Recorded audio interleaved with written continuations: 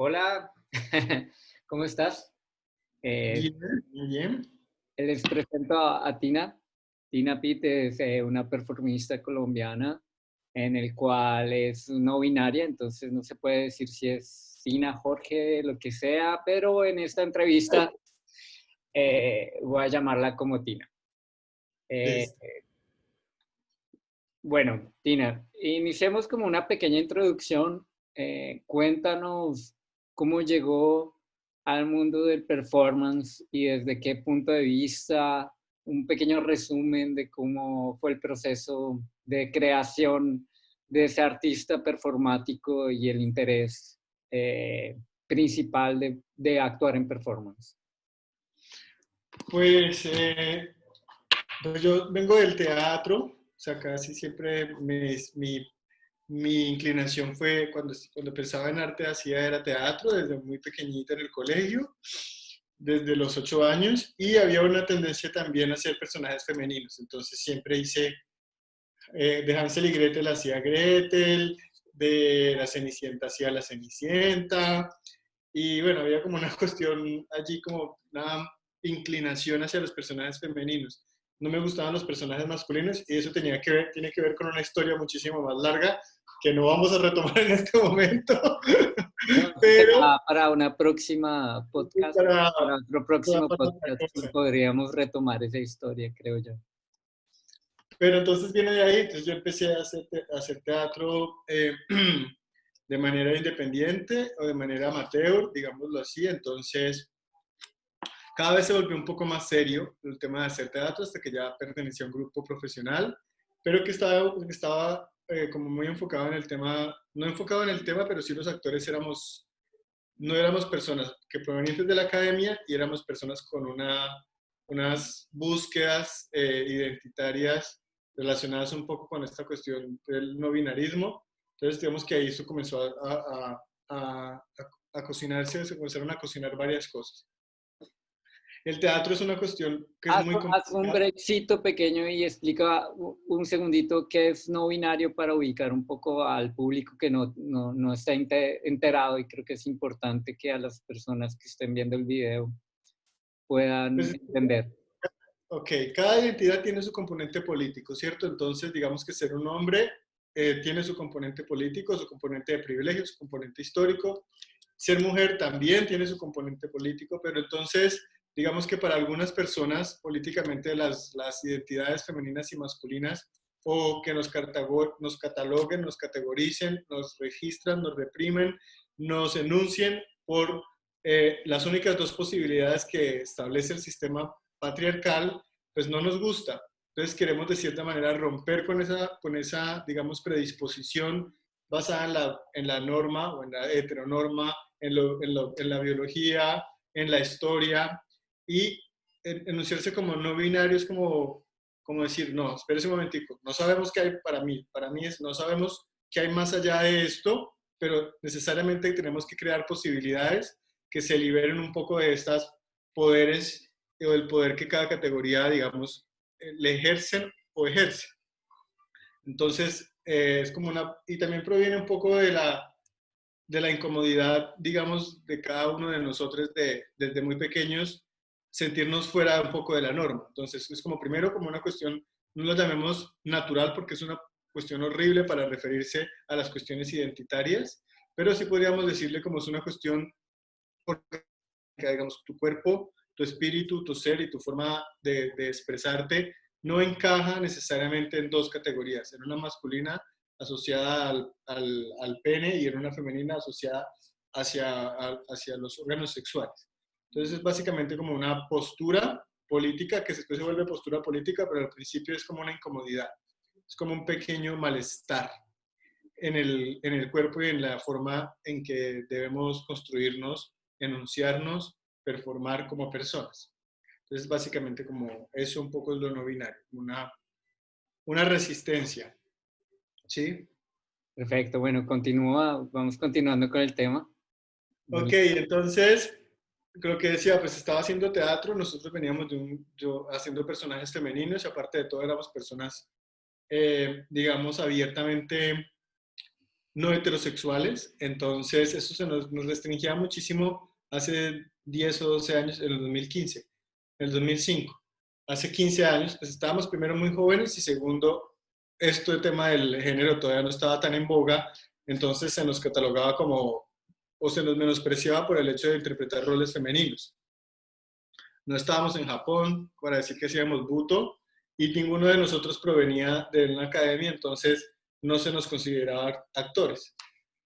Y eso pues conllevó una cantidad de problemas y todo, pero de todas formas estábamos desarrollando un teatro que tenía unas búsquedas bien particulares con las identidades y con las posturas políticas.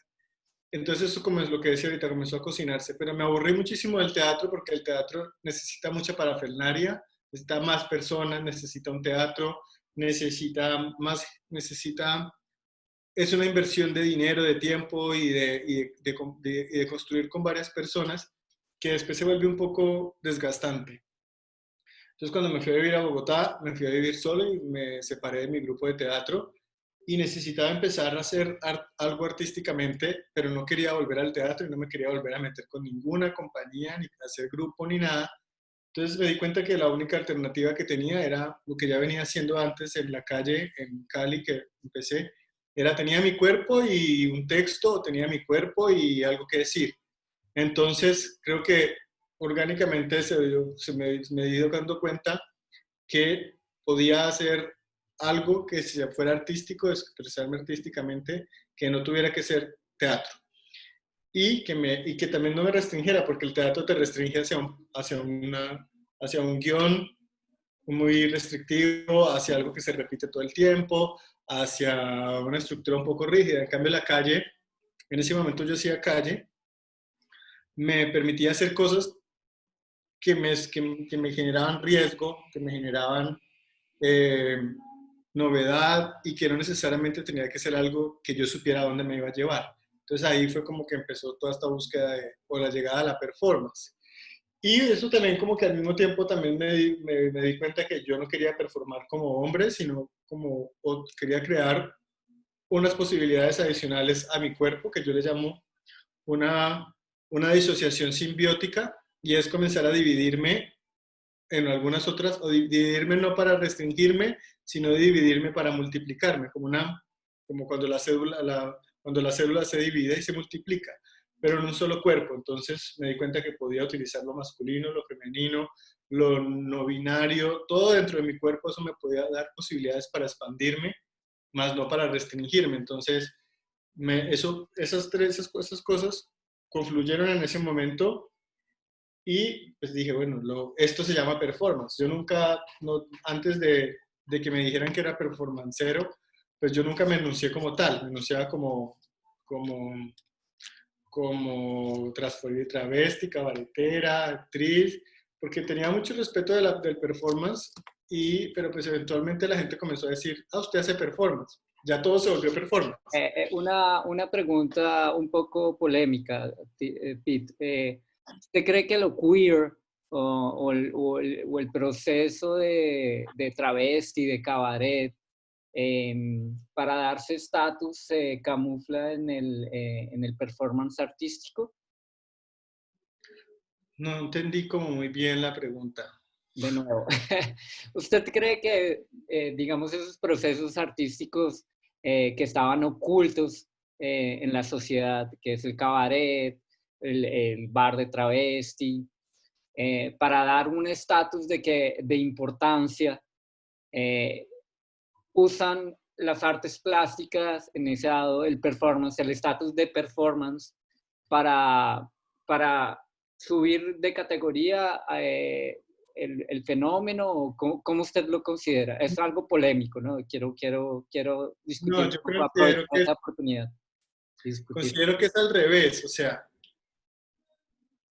creo que cuando digamos que todas estas expresiones que están relacionadas con lo queer o que han sido marginales y marginalizadas, sí me entiende que es, y también que tienen un componente bien fuerte de clase, no es solamente de identidad, género, cultura, sino también hay un componente de clase, es gente que ha sido precarizada, hay gente que ha sido pobre y limitada, ¿cierto? Pero hay un momento en que ciertas personas comienzan a poner el ojo en eso que es podemos decir, lo kitsch, lo popular, no sé qué, y se dan cuenta que hay una cantidad de componentes allí riquísimos y comienzan a mirar hacia allá. Entonces comienzan a mirar hacia estas personas que venimos haciendo esto que para nosotros, y lo digo porque en un principio también era así en mi caso, o sea, a mí no me interesaba que en la universidad me reconocieran y que alguien dijera que esto que yo hacía es mejor o peor porque se llame de una manera o porque se llame de otra, no, es lo que yo hago, es lo que yo sé hacer, es como lo que yo quiero hacer y lo que me gusta hacer.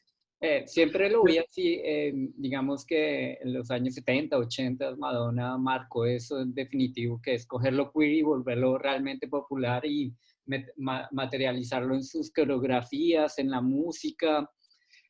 Digamos que Madonna fue la estrella en aprovechar lo queer al mundo pop, ¿no? Exacto, básicamente es eso. Sí sube de estatus porque sí hay una tensión sobre eso, se comienza a valorar académicamente, se comienza a investigar y todo el mundo cae encima como aves de rapiña sobre todas esas cuestiones, sacan lo que más pueden y ven que otro fenómeno cultural popular van a ir a chupar. Básicamente para mí es... Y entonces, porque al final las precarizaciones y las limitaciones de estas poblaciones no se mejoran. ¿Sí? Es como todo el fenómeno de las personas trans, que no es un fenómeno, es algo que sucede hace mucho rato, pero durante un tiempo, o lo drag queen, o sea, vinieron todos los académicos y todo el mundo a investigar etnografías, no sé qué miércoles, sobre las drag queens, sobre las travestis, sobre esto, pero las condiciones de vida de las personas no han mejorado. Lo que quedaron fue muchísimas tesis de grado, 58.000 exposiciones, yo no sé cuántas mil obras para vender, pero la verdaderamente no les interesa el componente social, sino solamente este tema de, de Rapiñar. nutrirse, de nutrirse, de nutrirse y de buscar referentes para sus obras artísticas. Al final pasa de moda un poco académicamente hablando la cosa, pues yo soy un poco crítico con todo eso porque me pasó muchísimo y era un momento de mi vida en que me estaban haciendo varios trabajos, un documental, escribían sobre mí, hablaban sobre mí, pero yo no tenía que comer. Entonces era como muy particular eso, pues, porque decía yo, Como te sentías usado, ¿no? Digamos, pero yo creo que no es solamente, no es solamente ese fenómeno tuyo, sino para cualquier artista en general, performático, es como lo que yo he visto, es la gran lucha, como ser recompensado de alguna forma económica, ya que pues se le está dedicando un gran tiempo a lo que se hace, ¿no? Y claro, no recibes nada a cambio monetariamente, es difícil, ¿no? Eh, claro, pero pagan 80.000 pesos para ir a ver la obra de teatro del Iberoamericano, pero no pagan 5.000 pesos en el bar para la cuota de la transformista. Es sí. como una cosa un poco que uno dice, Entonces a mí eso también eso digamos que toda esta tensión que tuve por un momento me llevó al mundo de la performance académica o a la performance art de galería, pero eso mismo también me sacó. De un momento a otro yo dije, o sea, yo no tengo por qué sorprender, halagar, agradar o encajar dentro de un sistema de performance art establecido en la ciudad. Entonces, por un momento le hice guiño, guiño, me hizo guiño, guiño, pero después dije, ay, no, qué pereza esta gente. Y Bueno, salí de ahí. una pregunta crucial, ¿dónde se ubica, Tina? ¿Dónde se ubica ahora en estos momentos? Me ubico como de qué, En la geográficamente. performance, ¿no? Sí, como Ah, en el underground, en la academia, en la galería, en el museo o en la calle. no, pues ahora, bueno, primero antes de la pandemia, o sea, cuando, por ejemplo, te contaba un poco lo que pasó, que es la pandemia, un momento muy productivo artísticamente, pero una terrible situación económica. Yo me dije a mí misma que no iba a volver a hacer arte por, por dinero, pero tampoco iba a vivir del arte. Entonces comencé a hacer esto que es lo que yo llamo una disociación simbiótica y dije, voy a tener un personaje una persona que va a estar en el mundo material, produciendo dinero, en el mundo de la real, de la producción, del trabajo, y voy a tener por otro lado mi vida de creación, que ya está libre de cualquier tipo de necesidad de subvención y puedo yo mismo subvencionar lo que yo quiera hacer. Si no puedo pagarme una hora de $50,000, pues no me la hago, porque no quiero vivir de la subvención, ni del Estado, ni de ningún tipo de cosa. O sea, sí participo en convocatorias privadas, pero casi nunca lo hago, la verdad. Pero no quería que, digamos, mi arte fuera ese tipo de arte. O sea, yo voy a hacer lo que yo quiera hacer y voy a hacer lo que pueda hacer. Pero no voy a vivir en la precariedad. Voy a vivir cómodamente. Ese fue como un trabajo que hice. De hecho, una performance que no tiene registro que se llama Lo que se gana Tina, se lo cobra Tina.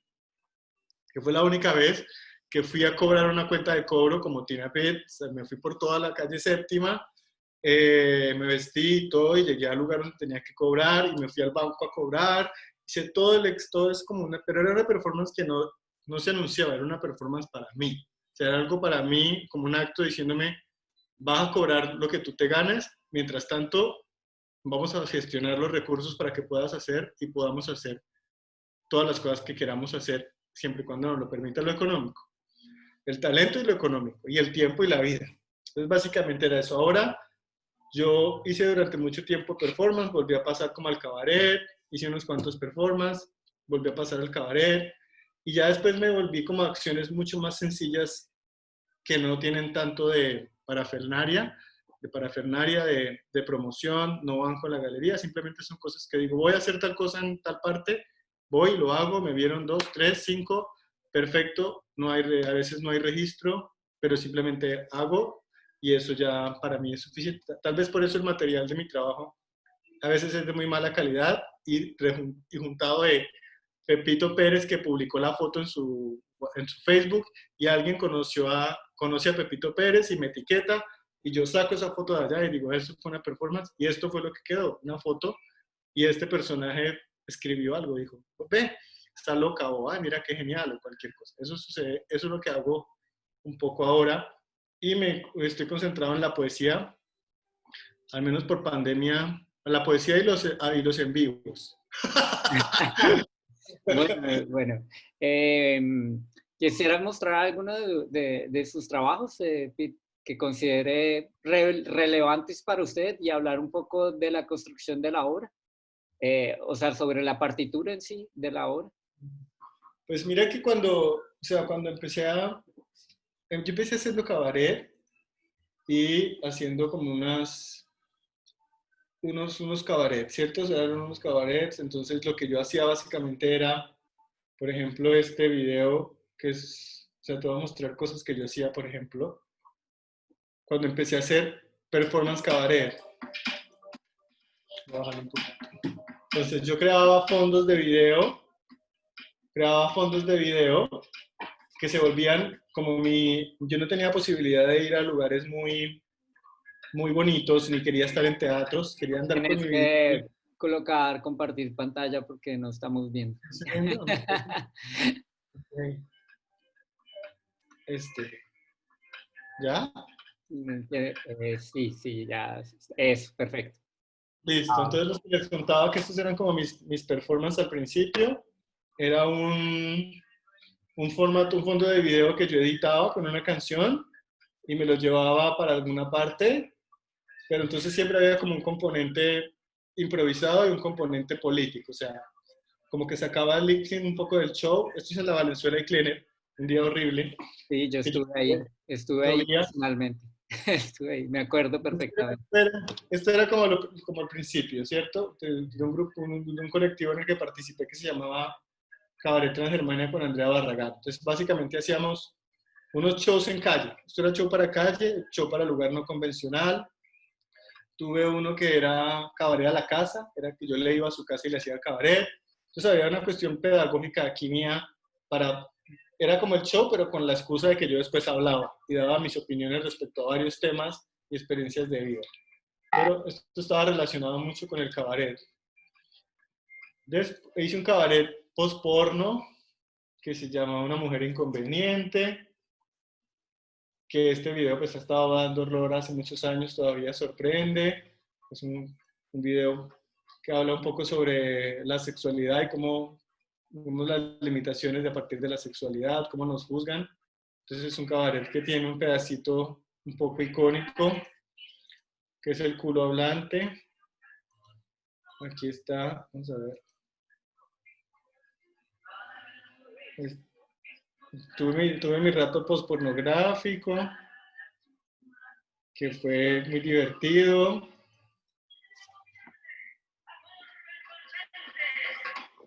Ah, la embarré. Bueno.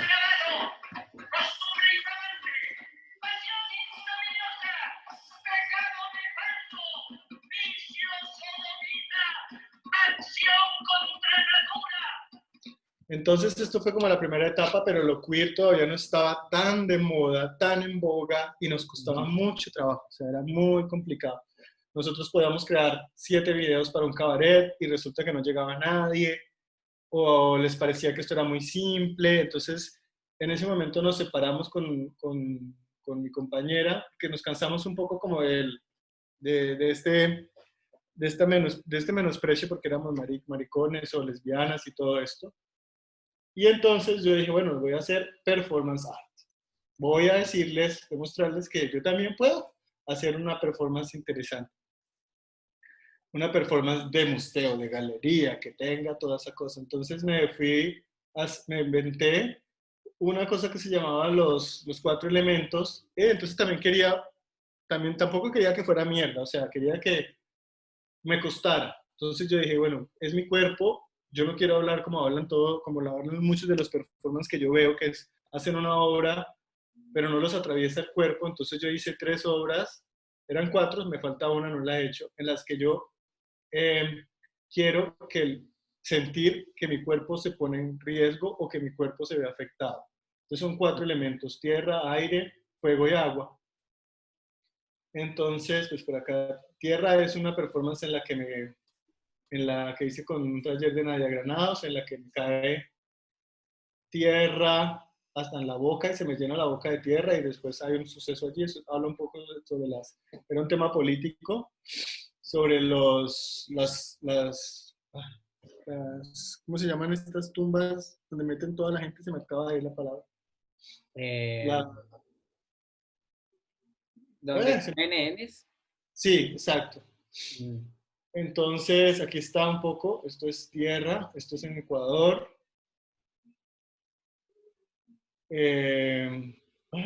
Fosas comunes. Sí.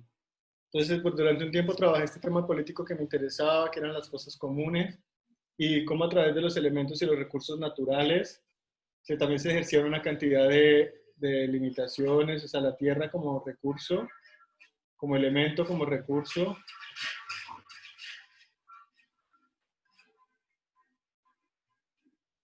Después esto significaba limpiar la tierra, recogerla en una figura de un cuerpo humano que no tenía nombre. Es una acción que a mí me gustaba mucho. La hice 2 veces. Ahí ves cómo se llena la boca de tierra.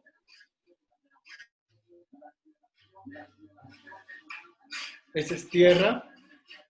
Y después estuvo aire.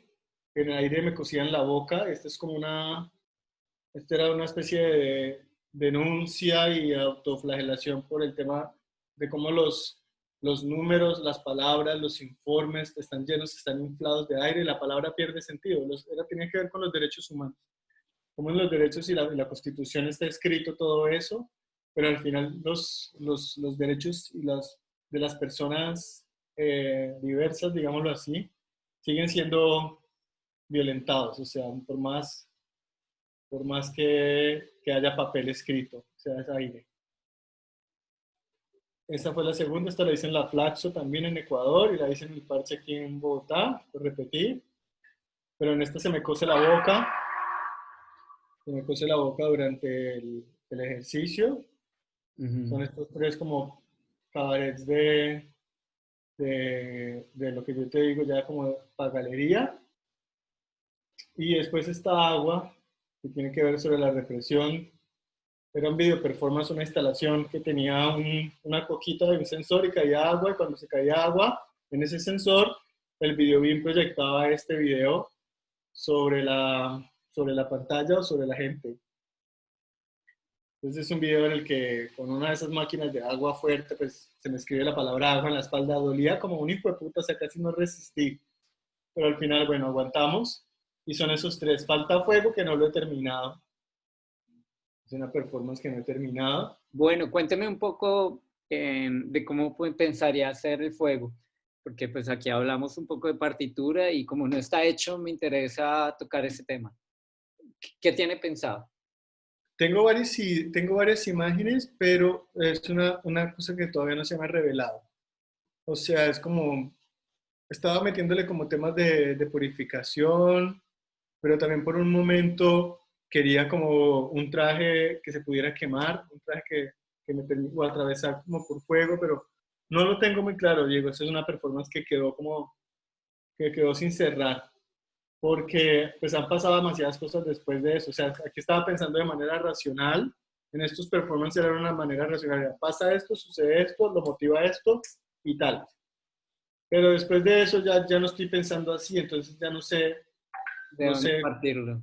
de dónde partirlo y tampoco tengo afán. Puede ser que de aquí a 20 años lo termine. ¿Sí? ¿Cómo es cómo es su proceso de pensamiento para el deseo de llegar a eso de una obra, ¿no? O sea, ¿cómo le llega la inspiración? Pues suena cliché esa pregunta, pero creo que vale la pena preguntarlo. Pues por lo general tengo un tema que me obsesiona o un tema que me preocupa. Por ejemplo, le voy a mostrar este cabaret, que fue un performance cabaret que se llama Si no me quieres. O sea, estaba obsesionado en ese momento por esta señora Rosa Elvira Celi que fue empalada en el Museo Nacional. ¿Sí? Ujú. Entonces, era como un tema que yo quería trabajar en el cabaret y en la performance. Entonces, comencé a pensar en elementos. Entonces, era el cuerpo de la mujer, el deseo, el amor romántico. Eso, como que comienzo a sacar elementos que para mí son el material y ya comienzo a crear, digamos, imágenes. Entonces, comienzo a tener imágenes en mi cabeza. Entonces, por ejemplo, en este performance, este cabaret, estaba hablando sobre el feminicidio. Entonces, por ejemplo, acá es un cabaret con Nadia Granados. Y esto parte de una inspiración que es Lady Gaga, de una serie que se llamaba American Horror Story. Entonces yo lo cambio y digo que es América, historia de horror. Y son todas esas historias de horror a las que en nuestro país estamos acostumbrados y acostumbradas. ¿Sí? Entonces sobre este cuerpo de esta mujer, por ejemplo, comienza a proyectarse la ley de feminicidio, pero por lo general los hombres no la ven y solamente ven el cuerpo de la mujer. ¿Sí? Es una mujer deseable que baila, ta, ta, ta. En Si no me querés, que es una canción que habla que si no me amas, pues te mato. O sea, hay una cuestión de violencia entre el amor romántico ahí. Entonces después yo les pregunto a los hombres que qué les parece, que si leyeron lo que parecía ahí, nadie leyó nada. Están concentrados en el cuerpo o en otra cosa que no es tan evidente. Después de eso, invito a un hombre a que se venga hacia mi lado y yo le tengo unos audífonos con unas instrucciones y con unos comentarios que tienen que ver con el amor romántico, ¿cierto? Ujú. Entonces este hombre viene y sigue las instrucciones a la pie de la letra las instrucciones que se le están dando en estos audífonos. Sí. Entonces hay unas instrucciones, porque el amor romántico es como una partitura, todos dicen lo mismo. Al final este hombre tiene la obligación de echarme un líquido sobre la cara, que es como eso también pasó en ese tiempo, que fue todo ese tema de los ácidos, que echaban a las mujeres ácido en la cara, ¿sí? Y el hombre sigue las instrucciones y nunca se cuestiona por qué. Entonces lo Ajá. hace, y después esta mujer se transforma, ta, ta, ta, y está como los elementos de la flor, de la rosa, y canto otra canción que es Amor de Hombre, que es una canción también que habla sobre ese amor romántico que se vuelve violento, que es patriarcal, que es misógino. Ujú. Entonces digamos que esos fueron como los comienzo a hacer comienzo a crear a partir de imágenes y de temas particulares que me van llamando la atención y los voy tratando de poner sobre todo en imagen y en acción. Creo que es así, no sé, todo va partiendo como de eso. Y pues siempre, casi siempre como marcados en los temas de misoginia, misoginia y abuso y feminicidio en ese entonces, ¿no? Ujú. Y ya, me gusta muchísimo este tipo de cabaret porque es más libre. O sea, lo puedo hacer en muchas partes y no tiene que estar como en la galería ni me toca estar diciendo cosas inteligentes. ¿Usted cree que el arte debe ser intelectual? Pues yo no sé, o sea, hay estímulos intelectuales que son muy chéveres, o sea, que es lo que considera, y hay gente que se expresa artísticamente no necesariamente desde un referente intelectual, hay un saber. Es como pedirle a alguien de, de, de la China que sepa de la historia colombiana. O sea, no necesariamente esa persona tiene que saber la historia colombiana. Entonces, el ejemplo está muy tosco porque no quiero hacer un referente como a... Pero es como negarse la posibilidad de que el arte también esté deslindado, obviamente, de todo este conocimiento académico, aunque obviamente a mí me gusta el conocimiento, me gusta el saber, me gusta la historia, me gustan muchas cosas y también me llama la atención, pero no por eso un arte es mejor o peor. Por ejemplo, está hace poco esa película que se llama Maudie, que está en Netflix, y es una mujer con problemas de artritis y tal vez problemas cognitivos, pero pinta, ¿sí? Y pinta lo que ve, su casita, su perrito, todo, y después esta obra trasciende y hasta el presidente de los Estados Unidos la compra. Allí no hay una cuestión que uno pudiera considerar intelectual, pero sí hay una expresión artística que es lo que ya ahí me excede porque yo no soy crítico de arte ni soy estudioso del arte, entonces no sabría decir qué hay allí, pero evidentemente no hay un intelecto no ha leído a Derrida y a toda esta gente que todo el mundo lee en las academias, ¿no? O a Carnitzer y a todas estas personas, o no ha visto Mapa Teatro. Bueno, Ni la maestría de artes vivas. Pete, ¿usted en dónde se pone en este momento como artista en el 2020, 5 de agosto, a las 7 horas de la noche? ¿Cómo se considera como artista performático? O sea, ¿cómo es su visión de la performance en este momento? Pues yo creo que hace poco tuve una entrevista con un artista mexicano que se llama Leche de Virgen, que me gusta mucho.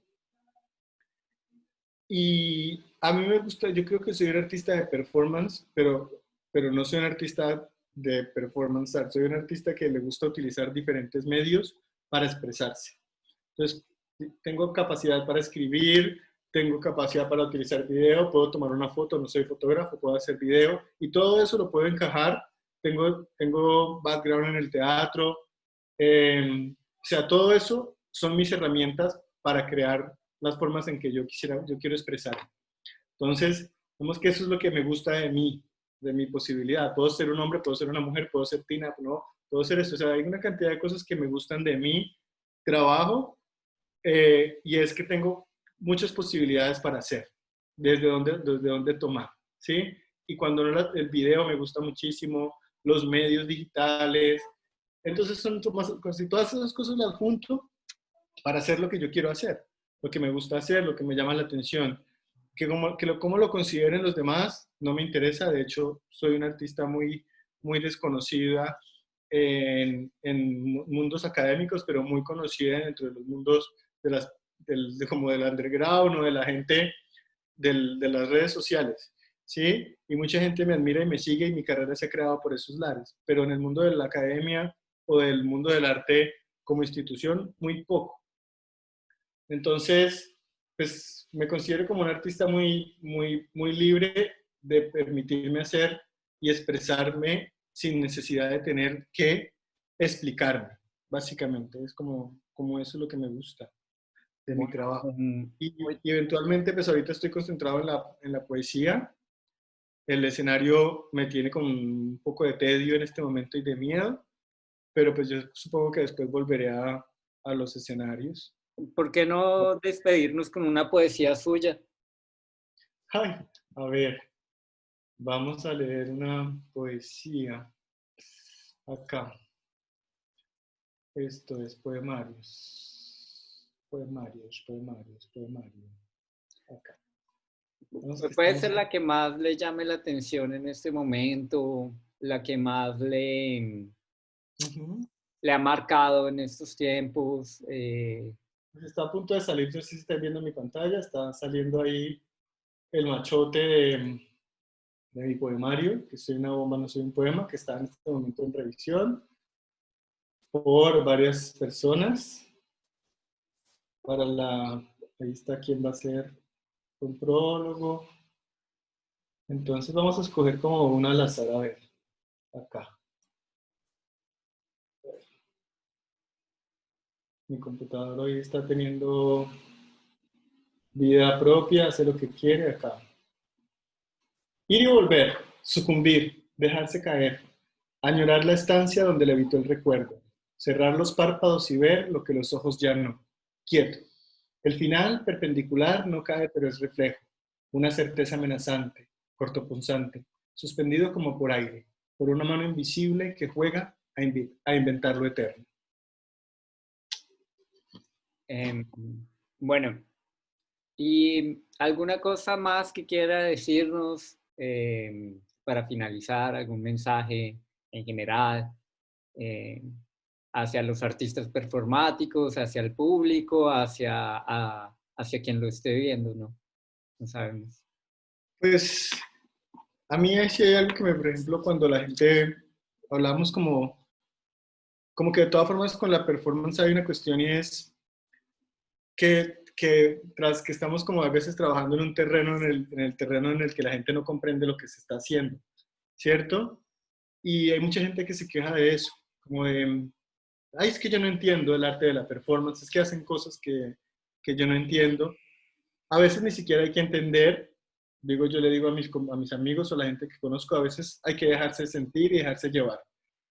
No todas las performances nos van a cambiar la vida, no todas las performances nos van a hablar, no todas las performances no. Simplemente, si hay varios canales de comunicación con la performance, está el intelecto, está el histórico, está el emocional, están los otros canales de comunicación, es simplemente abrirse frente a una performance y sentir o dejarse llevar y tratar de que si el intelecto no entiende, al menos el cuerpo sí, o el espíritu, si creen en el espíritu. Es básicamente un poco con eso y también un poco con los artistas que hacen performance, es ese mismo ejercicio. A veces no es un ejercicio solamente destinado a quienes puedan entenderlo, porque hay muchos ojos que se acercan, o muchos cuerpos y muchas experiencias que se acercan, y la performance o el performance está limitado por esa misma creación desde el inicio, porque no hay varios canales de comunicación allí. Es mi humilde opinión cuando voy a ver performance o cuando, mentira, yo no tengo la opinión humilde, pero es mi opinión cuando hago performance o cuando voy a ver performance. ¿Un performance sería un artista humilde? Ese, usted fue el que hizo de Jesús, yo no sé, es de la misma.